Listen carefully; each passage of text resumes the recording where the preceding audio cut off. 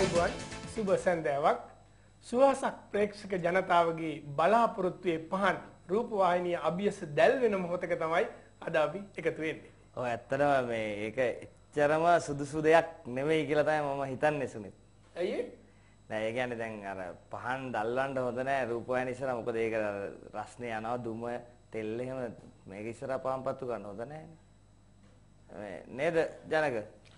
ඔව් ඇත්තටම දැන් සමහර ප්ලාස්ටික් කේසින් තියෙන ඒවා පහන රත් වුණාම ඇද උදාහරණ ඉඳ තියෙනවනේ නේ. අද ගන්න මේ ඇත්තටම දැන් අපි මේ පිළිබඳව නෙමෙයි කතා කරන්න ඕනේ. ඇත්තටම අද තරගය කියන්නේ ශ්‍රී ලංකාව සහ නවසීලන්තය අතරේ පැවැත්වෙන තරගයේදී මේ තනතිල්ල ඉතාමත්ම වැදගත් සාධකයක් වෙනවා. ඉතින් මම ජනකගෙන් අහන්න කැමතියි ජනක අද තනතිල්ල කෙබඳු වෙයිද? ඇත්තටම අද තනතිල්ල ගැන කතා කරනකොට මේ තනතිල්ල පරීක්ෂා කරන්න මට යන්න බැරි වුණා. මොකද තරඟේ තියෙන්නේ ඉන්දියාවේනේ. ඒ නිසා යන්න බෑනේ ඉන්දියාවට. ඒ වුණාට මම රූපවාහිනියෙන් දැක්කා ඒ තනතිල්ල ඊටහොඳ තනතිල්ලක්. පන්දු යවන්නන්ටත් පිටිකරුවන්ටත් යමක් කරන්න පුළුවන් තනතිල්ලක්. යමක් කරන්න පුළුවන් ඇත්තට පන්දු යවන්නන්ටත් පිටිකරුවන්ටත් යමක් කරන්න පුළුවන් තනතිලි තමයි. ඒක කොහොම අමුතුවෙන් කියන්න දෙයක් නැහැ. දැන් අපි මම හිතන්නේ ඊට වඩා මම හිතන්නේ මේ අද තරගයේදී ශ්‍රී ලංකාව කුමක් කළ යුතුද යන්න දැනගන්න මම ගාමින්ද දෙසට හැරෙනවා. ඔව්. කියන්නේ? දැන් මගේ පැත්තට හැරලා යා මොකුත් කියන්නේ නැද්ද? එනි මම ඔයාගේ පැත්තට හැරෙනකොට ඔයා කියන්න කියලා. ඒතර මං කියන්නේ. දැන් මෙහෙමයි ඇත්තටම අද අපි කරන්න ඕන දේ තමයි අපි නවත්ත ගන්න ඕනේ මුලින්ම බාබර්ව. අනිවාර්යෙන්. ඔව් කොණ්ඩේ කපන්න නේද? මොකද අපේ කණ්ඩායමේ කීප දෙනෙක් මම දැක්ක වැඩි කොණ්ඩේ වැවිලා ටිකක් ඒවා කපලා කොණ්ඩේ කප ඉන්න වෙලාවක් තියෙනවා. තා චුට්ටක මැච් එක පටන් ගන්න ඕනේ. කොණ්ඩේ කපන එක නෙමෙයි කියන්නේ. බාබර් කියන්නේ රොස් බාබර් මං කියන්නේ අයියෙන් ගැව්වොත් එයා එදා වගේ රොස් ටේලර්. ටේලර්. අර ඒකයි උනේ අර කතුරේ දෙන්නම ඒ කතුරේ එකේ තමයි මම මතක තියාගෙන ඉන්නේ දෙන්නම කතුරින්ද ඒක පැටලුණා. පැටලුණා. කියන්න. නෑ මං කියන්න හැදුවේ මේ දැන් අර ඒ දැන් රොස් කවුද ටේලර් එයාව අපි කොහොම හරි කොටු කරගන්න ඕන. බෑනේ. ඒක අපහසුයි. මොකද දැන් අපි දන්නා පිටිකරුවෙක් ඉන්නකොට මෙව කොටුවට ෆීල්ඩ් එක දාන්න බෑ. වට කරගන්න පුළුවන්. කොටු කරගන්න බෑ. ඕන වට කරගන්න. හරිද කොහොම හරි කරලා එයාව නවත්ත ගන්න ඕනේ. ඒකයි මං කිව්වේ. ඔව් හොඳයි. දැන් ගාමින්දගේ අදහස දැන් මම කියන්න කැමතියි දැන් මේ අපි අද තරගේ නෙමෙයි අපි පසුගිය තරගය පිළිබඳව පොඩ්ඩක් කතා කරන්න ඕනේ කියලා මට හිතුණා. මම නැවතත් ගාමින්ද දෙසට හැරෙනවා. ගාමින්ද ඔයාම කියන්න. ඔව් දැන් අතන ඒ පහුගිය තරගය ගැන කියනවා ලංකාවේ පහුගිය තරගයේ පල්ලේකැලේ මම ගියා බලන්න. අපේ ආච්චි අම්මත් එක්ක ගියේ. එයාට හරි සන්තෝෂයි මුලින් හතරේ එහෙම ගහනකොට තරංගයි ඩිල්ෂානේ හරි ආසයි. ඊටසේ ඩිල්ෂාන් අවුට් වුණ ගමන් අපි බරාදයි නේද දැන් කියලා ඇහුවා. ඇයි? නැති කට්ටිය අයියෝ යාලා එහෙම කරනවානේ අවුට් වුණාම. ඒ මං කිව්වා නෑ දැන් ඊළඟට තව එක්කෙනෙක් එනවා කියලා. ඊට පස්සේ තරංග ගත්තොත් දැන් බරාදයි නේ. තුන් දෙනායිනේ ඉන්නේ. ආච්චිගේ තුන් දෙනා ඉන්නේ. ආච්චිගේ ඊට පස්සේ එනවනේ මේ සංගක්කාර. නෑ ඒක වැඩක් නෑ. දැන් ආච්චිගේ කතන්දර නෙමෙයි. දැන් අපි අද තරගය ගැන කතා කරමුකෝ. අද තරගය පිළිබඳව තරගය ගැන ජනක මොකද හිතන්නේ ගැන? ඇත්තටම නවසීලන්ත කණ්ඩායම බය වෙලා ඉන්නේ. කොහොමද එහෙම කියන්නේ? දැන් පෙර පුහුණුවීම් අද උදේ වරුව පෙන්නවා. පෙන්නනකොට අපේ ලංකාවේ කණ්ඩායමයි ඒගොල්ලෝයි දෙගොල්ලම පෙන්නවා. ලංකාවේ කණ්ඩායමට වඩා ඒගොල්ලන්ගේ ඇඟේ දාඩිය වැඩිපුර දාලා තිබුණා. සාමාන්‍යයෙන් වැඩිපුර දාඩිය දාන්නේ ටිකක් බය වුණාමනේ. නෑ ඒගොල්ලෝ අර සීත රටවල කට්ටිය ඒගොල්ලන්ට මේ අපේ කලාපේ රටවලට ආම කොහොමත් වැඩිපුර දාඩිය දානවා. තමයි අපේ කට්ටියට දාඩිය දාන්නේ ඒගොල්ලන් ටිකක් හුරු වෙන්දා. මොකද මේ කියන්නේ? ඒක නෙවෙයි බය වෙලා නෙවෙයි දාඩිය දාන්නේ. ඒගොල්ලෝ අර සීත රටවල ඉඳලා ආවිල්ලා මේ ඇවිල්ලා මේ අපේ පැත්තට. එතකොට දාඩිය දානවා. ඉතින් අපේ කට්ටියට ඉන්දියාවේ ඉතින් හුරු වින්දා ඒගොල්ලන්ට දාඩිය දාන්නේ ඒකයි.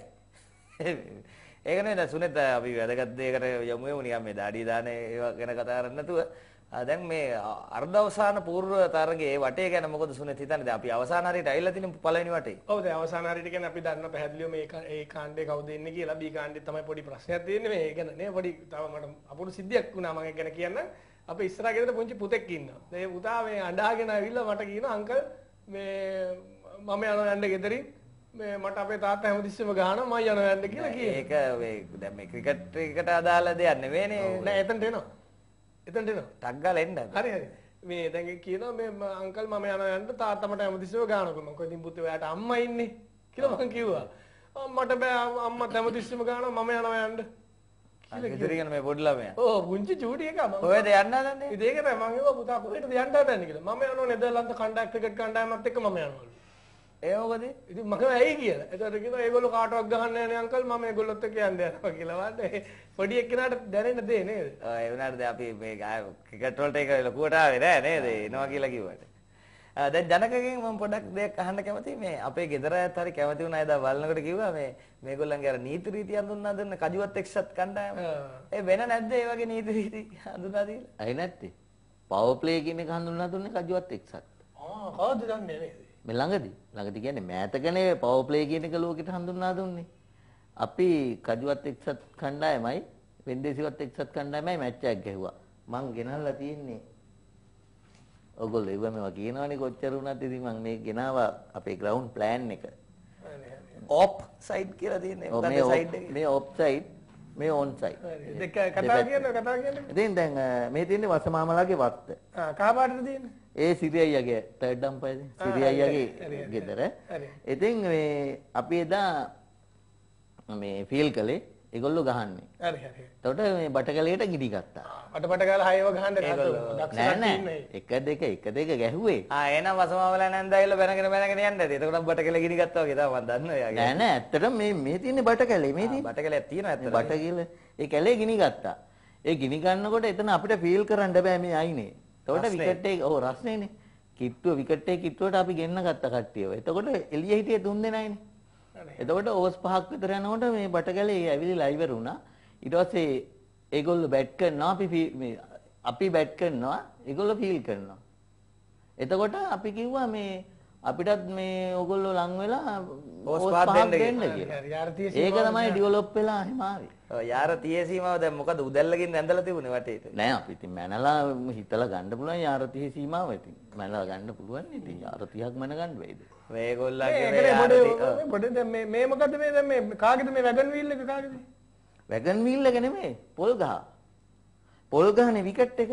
එතන උඩින් මේ උඩින් පේන හැටිනේ මේ වටකෙලේ එහෙම පේන්නේ. කළු පාටද මොකද්ද පල්ලෙහා තියෙන්නේ? ඒ කළු ගලක්. ඒක තමයි අවුල ඉතින්. දැන් ඕක මේ කවුද ඇන්දේ?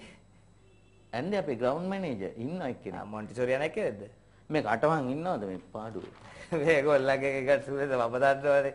මෙයා එක දවසක් 20ක් දුවලා බෝලේ පොල් ගහේ තියෙද්දි ඒගොල්ලෝ කොල්ලෙක් රැකලා ගන්නක. කජුවත් එක්සත්. මේ ඒක වැඩද සුනෙට තියෙනවද අද තරගය දිනන්න ගේම් ප්ලෑන් එක? ඔව් මගේ ඇත්තටම ගේම් ප්ලෑන් එක අද මම කියන්න ලෑස්තිලා ආවේ මෙන්න මෙහෙමයි අද ප්ලෑන් එක. අද මම බය නැතුව කියනවා මොකද මැච් එක දින ඉන්දියාවෙන් හින්දා බයට දෙයක් නැහැ. මෙහෙමයි කරන්න. අපේ බැටිං ඕඩර් එක තියෙනවනේ සම්පූර්ණ වෙනස් කරන්න ඕන. බැටිං ඕඩර් එක අනිත් පැත්ත දාන්න. ඒ කියන්නේ මුලදී බැට් කරන්නේ අන්තිමට හිටපු කට්ටිය. ඉන්නේ නැහැ. ඒ කියන්නේ දැන් අපි හිතමු මුරලිදරනුයි අපි හිතමු මෙන්ඩිස් කියලා. ඒ දෙන්න තමයි මුලදී බැට් කරන්න යන්නේ. එතකොට ඒ දෙන්නට කියන්නේ මෙච්චරයි බය වෙන්න එපා. විකට් එක ගියාට පස්සේ පැන ගහන්න.